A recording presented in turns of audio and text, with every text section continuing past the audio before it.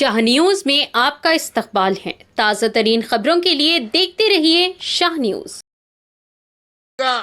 అభినందిస్తున్నా ధన్యవాదాలు తెలియజేస్తున్న మిత్రులారా ఈ వేదిక మీద నుంచి ఒక్క మాట చెప్పదలుచుకున్నా. హైదరాబాద్ నగరం ఒక్క గొప్ప చరిత్ర.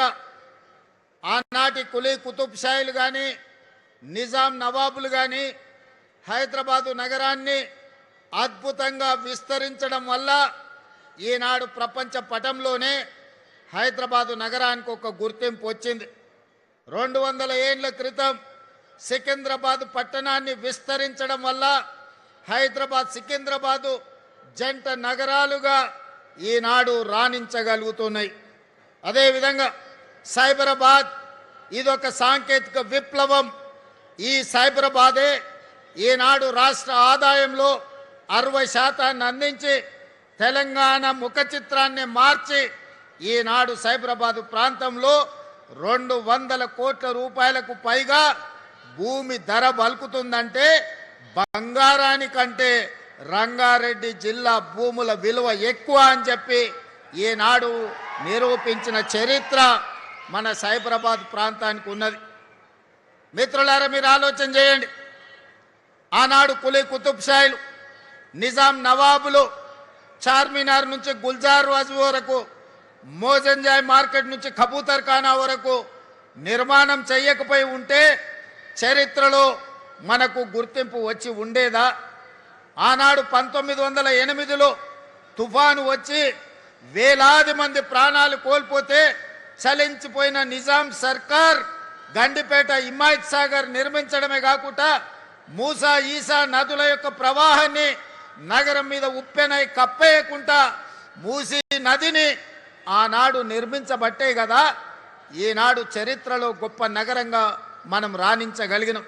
సికింద్రాబాద్ కంటోన్మెంట్ ప్రాంతంలో ఆర్మీని నివసించడానికి ఆర్మీ ఉత్పత్తి చేసిన యుద్ధ సామాగ్రిని అక్కడ దాచుకోవడం వల్లనే కదా ఈనాడు శత్రు దుర్భేద్యమైన నగరంగా మన జంట నగరాలు నారినిచ్చినాయి. అదేవిధంగా స్వతంత్రం వచ్చిన తర్వాత ఆనాటి ముఖ్యమంత్రులు ఆలోచన చేసి భవిష్యత్ ప్రణాళికలకు కార్యాచరణ చేసి సైబరాబాదు నగరాన్ని నిర్మించి సైబరాబాద్ అనే ఒక గొప్ప నగరాన్ని ఈనాడు ప్రపంచానికి అందించిండ్రు కదా.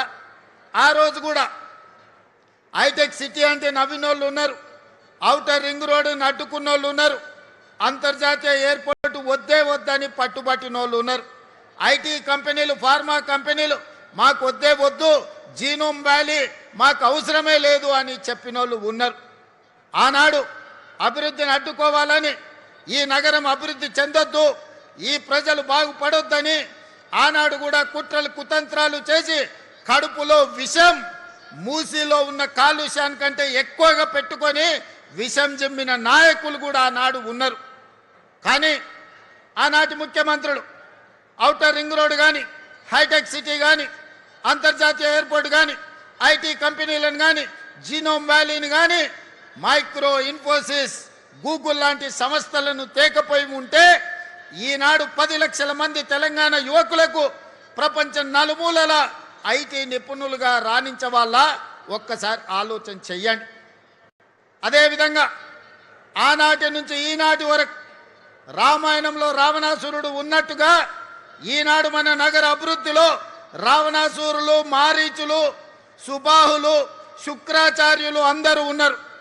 శుక్రాచార్యుడు ఫామ్ హౌస్లో వండిండు, మారీచుడిని, సుబాహుల్ని మన మీదికి వదిలిండు.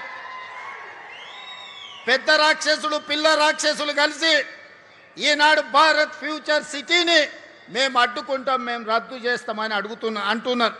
నేను అడుగుతున్నా ఇక్కడ ఉన్న యువకులను, ఈనాడు ఫ్యూచర్ సిటీని రద్దు చేయాలన్నా, ఫ్యూచర్ సిటీని విస్తరించాలన్నా మీరు ఒక్కసారి చెప్పండి. ఈనాడు ఫ్యూచర్ సిటీ మన ఫ్యూచర్కే కాదు, మన పిల్లలు, వాళ్ళ పిల్లలు, వాళ్ళ పిల్లలు భవిష్యత్ తరాలకు గొప్ప ఫ్యూచర్ను అందించడమే కాదు, భారతదేశానికే కాదు ప్రపంచానికి ఒక దిక్సూచిగా ఒక గొప్ప నగరంగా తీర్చిదిద్దాలి అని ఈనాడు మన ప్రభుత్వం సంకల్పంతో ఈ కార్యక్రమాన్ని తీసుకున్నది. ఈ సంకల్పాన్ని అడ్డుకోవాలని ఈనాటి రాక్షసులు కడుపు నిండా విషం పెట్టుకొని కళ్ళల్లో నిప్పులు పోసుకొని ఇక్కడనే కాదు అమెరికాకి వెళ్ళి ఫ్యూచర్ సిటీని మేము రాగానే రద్దు చేస్తామంటారు.